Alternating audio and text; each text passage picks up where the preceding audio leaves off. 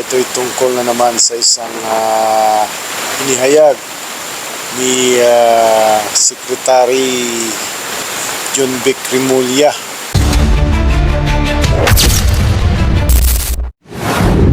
Ang bansa daw natin ay target maging isa sa pinakaligtas na bansa sa mundo. At bago po tayo magpatuloy ng pagbabahagi ng video na ito, kung hindi ka pa nakapag-subscribe, i-click lang ang subscription at i-click din ang notification bell para updated po kayo sa mga video na ina-upload natin sa channel na ito. Kasi itong sinasabi na ito ni John Vic, maganda to eh. Maganda itong ipinahayag niya na talagang target o sinasabi niya na magiging ligtas, pero alam natin kung bakit magiging ligtas ang ating bansa. Ayan yung picture o yung caption.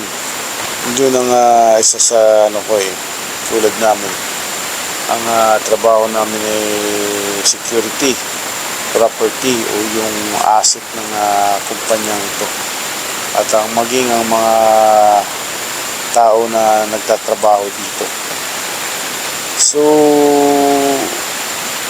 sa mga nakikita natin, hindi na maningid sa ating kalaman na dito sa ating bansa ay ang dami talagang problema pagdating sa kriminalidad. At hindi ko alam kung ano ang estado ngayon o ang tawaging range ng krimen na nangyayari sa ating bansa. Sa ngayon, nabasa ko ito, medyo nagulat ako kung sa ano ang dahilan at paano niya ito masasabi sa hinaharap sa kabila ng mga nangyayari ngayon sa ating bansa. Dahil kabila ang mga nangyayaring krimen o mga nangyayaring maging sa aksidente. Dahil nga sa ngayon usong-uso yung mga nagmumotor, ang daming aksidente ng motor. So isa yan sa mga problema ngayon sa ating bansa. So pagdating sa kriminalidad naman, yung mga pangyayari sa ating paligid, kung saan ang daming mga nangyayari na patayan dito, patayan doon. So yun ang yung bago ako noong hindi pa ako nakapunta ng bansa na aking pinanggalingan, akala ko noon ay yung pupuntahan kong bansa ay magulo o kasi lagi natin narinig may mga gera dun, war. Pero nung nandun ako, kasi nga ang trabaho ko rin dun is security, kaya nga sabi ko bakit nag-hire ng security itong bansang ito. Akala ko talagang grabe ang doon, grabe ang krimen o yung mga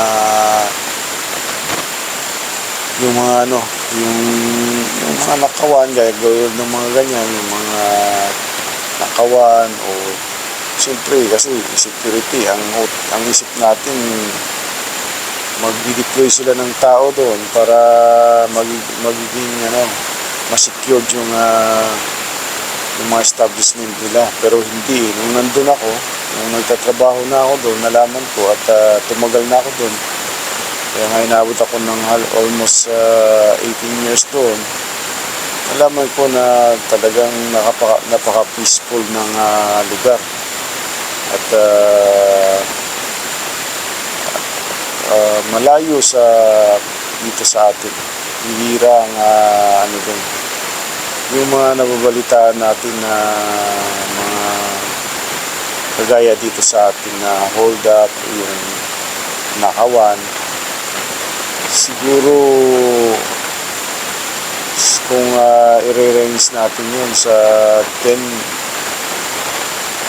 wala pa sa sa 0.5 lang siguro ang mga nangyayaring kriminalidad doon compare dito sa atin na nasa 10.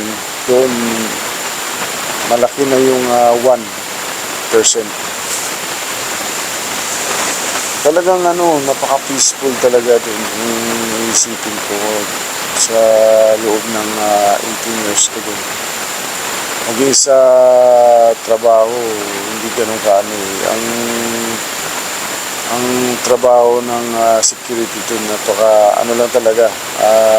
Marang nag-guide ka na lang ng mga visitors, yung mga pumapasok sa building. Pero yung sinasabi na kagaya din sa atin na may mga hold up, lalo pag nasa bangko ka o yung mga nag-aakyat bahay, ang dami dito sa atin, pero doon napaka-peaceful. So itong sinasabi ni Remulla, gusto kong basahin ko muna sa inyo ito kasi ito yung pinag-ugatan ng ating kwento eh. Pilipinas, target maging isa sa pinakaligtas na bansa sa mundo. Target ni DILG Secretary Junjun Remulla na gawing isa sa pinakaligtas na bansa sa mundo ang Pilipinas sa mga susunod na taon. Ayon sa kalihim, magsasagawa ng malawakang pamumuhunan ang pamahalaan para sa seguridad at modernisasyon ng kapulisan. Kabilang sa plano ang paglalagay ng mga CCTV camera sa bawat 1,000 square meters at pagdaragdag ng mga patrol car at motorsiklo. Layunin nito na makamit ang 5-minute response time, lalo na sa Metro Manila sa tuwing may emergency. Binigyan din ni Remulla na ang mas ligtas na kapaligiran ay susi hindi lamang sa katahimikan ng mamamayan, kundi pati na rin sa paglago ng turismo at ekonomiya ng bansa. So yun ang nakasaad dito sa text news na ito. So maganda yung na to eh. Ang pinupoint dito ni Remulla ay palakihin o paramihin yung mga response tulad ng yung 5-minute response time na to. Kailangan dito ng mga patrol car at motorsiklo. So yun nga, pero para sa akin talaga dapat may hindi lang response, yung visibility dapat ng kapulisan sa mga lansangan o sa highwayman o maging sa mga service road o national road. Kailangan na consistent yung visibility nila para ma-maintain yung peace and order. Kasi kung ang isang lugar ay walang pulis, doon doon umaatake yung mga masasamang loob. Doon sila nagkakaroon ng pagkakataon para gumawa ng mga krimen, lalo na sa mga hold up. At yun din yung mga nagmumotor, kung may mga kapulisan dyan, mga nagpapatrol, medyo mag-aalangan yung mga yan lalo kung may mga speed limit yung lugar na tinatakbuhan nila, isa pa yun. At kailangan yung mga madidilim na area ay dagdagan ng mga ilaw para mas makikita yung mga taong dumadaan din sa lugar na yun. At isa na dyan yung binabanggit yung CCTV. Ang CCTV kailangan dyan may nagmo-monitor, hindi yung kakabitan mo ng CCTV tapos wala namang nag-monitor. Kasi ang purpose ng CCTV na para maging effective ito, may nagmo-monitor kapag once na may mga unusual silang nakikita dun sa screen, meron agad na tatakbo dun sa area para i-double check kung ano nga talaga ang nangyayari sa area, through na makikita dun sa screen na siyempre may mga in case na may mga unusual na nakikita ang mga nagmo-monitor ng CCTV. So hindi lamang kaya para ma-maintain yung peace and order dito sa ating bansa na sa totoo lang nakakatakot dito sa atin ngayon. Sa tuwing lalabas tayo, hindi natin alam. Maliban sa mga vehicular accident, nandyan pa rin yung mga hold up, nandyan yung mga nangi-stats, nandyan yung mga tawag dito, yung mga nag-scam. Ang daming mga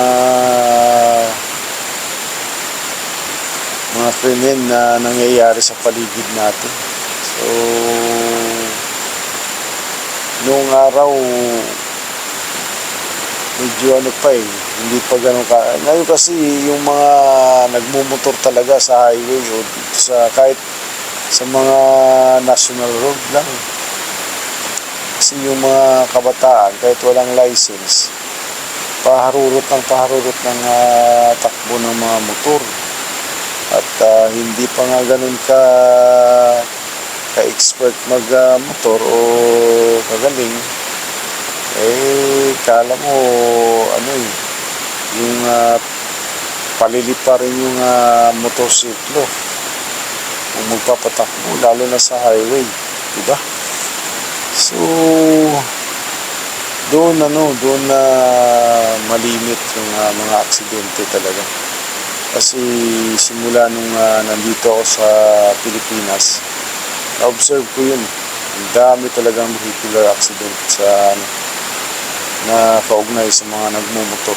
At karamihan ng mga involved na biktima ay ang mga kabataan talaga na bago-bago pa lang natuto magmotor.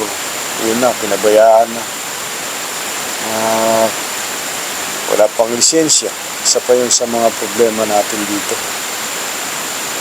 So, yun na mo po at sana ay nagustuhan nyo itong ating ibinahaging video at kung nais mong magpahayag ng iyong opinion, comment down below lang po at sana ay patuloy nyong suportahan at panoorin ang mga binabahagi nating video dito sa channel na ito. Maraming salamat, mabuhay po kayo and God bless po sa ating lahat.